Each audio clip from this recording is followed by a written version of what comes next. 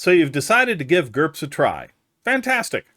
Hi, I'm Chris Norman, and so far I've created 15 videos on various aspects of GURPS, with more coming. And I noticed one thing. I didn't actually create a guide for you. I was explaining how to learn GURPS as best I could, and it's grown into this whole thing. Obviously, if you're a subscriber, this video will appear out of order. But if you've just started and are interested in learning what the heck is this whole GURPS thing, then let me give you an overview and you can decide where to go to next. In my mind, there are three major areas that you need to learn to play GURPS: mechanics, combat, and characters. First, mechanics, which is the next video in the series, by the way. And this is actually rather simple. I made a joke that once you learn the success role, you actually know how to play GURPS, and that's really true. Once you understand this concept, you can do anything in GURPS. If you're the type of GM that prefers to have rules for everything, ready to cover any situation, then GURPS is a good system for you. With over 200 supplements, there's probably a supplement that covers what you're looking for. But also, if you're a GM that's okay with adjudicating on the fly, I love that word, adjudicating, then the GURPS success roll with modifiers mechanism allows you to resolve anything you can dream up. In that video, I call it the wing it rule. The second big thing is combat, which is the next video after the mechanism video. Combat can be a big thing, but it can also start out pretty simple. Of course, depending on your style of play, combat can be a majority of your gameplay, or you could do very little of it. GURPS supports either. With its vast list of skills, you could spend the whole adventure just sleuthing for the clues to arrest the evil villain, no combat needed. But if you like a robust combat system, then GURPS has you covered. I think the combat video does a good job of getting you started and showing you how you can evolve your combat over time, from pretty easy to understand to fantastically involved and nuanced. I just ran a one-shot for some new-to-GURPS players, and they really got into the tactical situations and pondered over their options. They really seemed to enjoy it. And the third big thing, of course, is character creation. In GURPS, character creation is everything. Of course, that's really the same with other RPGs too. In other systems, you might pick a race and a class, and that gives you a few pages of things to read about.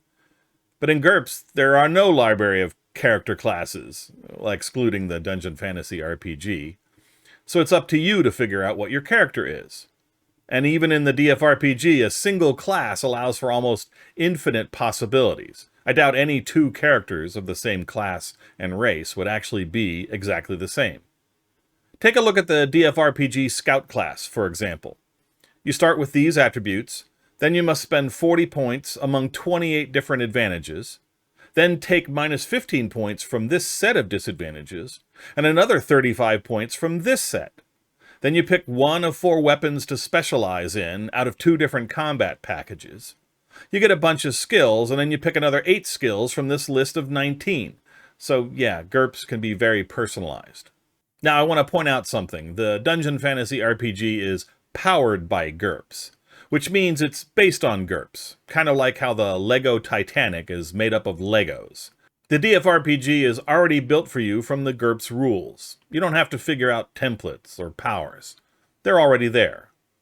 But that means if you want to go fiddling with the system, you also need to get the basic set. Case in point, my current character Grend, a half-ogre druid. The DFRPG offers a speak with animals advantage, but that was too powerful and too expensive for my character. So I worked with the GM to create a new power called Mother's Tongue that allowed Grend to only speak with land animals, and only if he could successfully mimic their sounds using the mimicry skill. I thought it was more thematic, for a druid I mean. If he can't sound like an elephant, why would they talk to him? Does this mean that DFRPG is not GURPS? No, it's just a specialized, already figured out version of GURPS for the fantasy realm. If you want to add space aliens or cowboys, go right ahead. It'll all work together. And all of the complexity that you might have heard about is tied into the character creation, as the above example kind of gives you a hint. Although creating the character isn't difficult to understand, the DFRPG example is just a recipe of picking things from lists. The same is true for any other backed by GURPS system, or GURPS itself. You're just picking things from a list to fit your character concept. There just may be a lot of things in that list. But in terms of the rules, if you don't have any characters that have the ability to fly, for example, then you don't need to know any rules about flight. The same goes for everything else. You only need to know the optional rules if a player character needs them, which means you can play with a pretty small rule set starting out, and add rules as you feel comfortable. I'll give you an example. My character, Grend, has as his primary weapon a spear, a fine spear to be exact, and he's pretty proud of it. He enjoys stabbing his enemies in the gut to get that juicy ×3 impaling damage. See the combat video. But recently I wondered if there was a way to use his spear to sweep the legs out from under his opponents. Being prone in combat is a real disadvantage. Is that a pun? So we looked up the sweep rules in the martial arts supplement, and I've included them on my character sheet, with my GM's permission, of course. But this happened more than a year after I started playing Grend, when we finally felt comfortable with all the current combat options.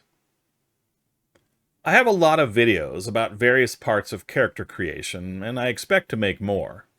I created the character videos last because, well, it's a big subject, and I was trying to work out how best to teach it in bite-sized chunks. Heck, if I had known a year ago that these videos would be so popular, I would have written better scripts, but here we are. First, I try to give an overview of what a character is made of. Then later, I describe the guidelines I use when building a character, and then I build a low fantasy example. I do build a character in the How to Use GCS video, but I don't really explain why I made the decisions that I did. Interspersed with those videos, I made a whole series on powers, one of the most complex yet rewarding parts of character creation. Not for the faint of heart, and also not necessary, especially if you're just starting in GURPS. You can create incredibly complex characters in GURPS, one of the reasons why I love the system. But also, you're not required to do so, especially if you're new to it.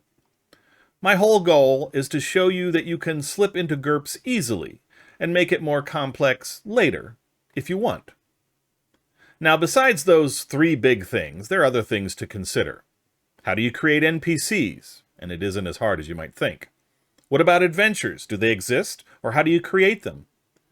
You might want to check out the one-shot adventures for some examples, link in the description. J.C. Connor has adventures made for a variety of game systems. But what might be the most useful is to look at an adventure made for both D&D and GURPS, so you can compare them. And what is this whole GCS thing I keep harping about? Well, in future videos, I'm going to keep harping on GCS. Does GURPS do magic? Oh boy, does it. What questions do you ask yourself before starting a campaign? How will your choice of setting affect the game? What decisions should you make before you create characters? What are some of the things to consider when you're running a GURPS game? And where does the wing it rule come in? Questions that I try to answer in the upcoming videos. In future videos, I plan to show that actual gameplay of my new-to-GURPS friends playing through the one-shot adventure, and then I'll break it down and do a director's commentary over the top, so I can describe what I did and why, and where I screwed up. I think, well, hope, that they'll be useful for you. Also, my videos are not the only recent GURPS content out there. One of my favorite sources of GURPS information is Enraged Eggplant's vlog, Only the Parts You Need, and his enormous Dungeons and GURPS channel. If you're looking to convert from D&D into GURPS, he covers everything. And I do mean everything. I do want to say this. I never imagined where all this would go. I started out with a really crappy webcam and some horrible editing software, and no idea what I was doing. So please forgive the looks of some of the videos. What can I say? I'm a beginner. But I stand by the information. If you're willing to listen to me drone on, I think that you'll find that GURPS is a really engaging system, capable of being molded into exactly the kind of system you wish to run. And as always, thank you for watching.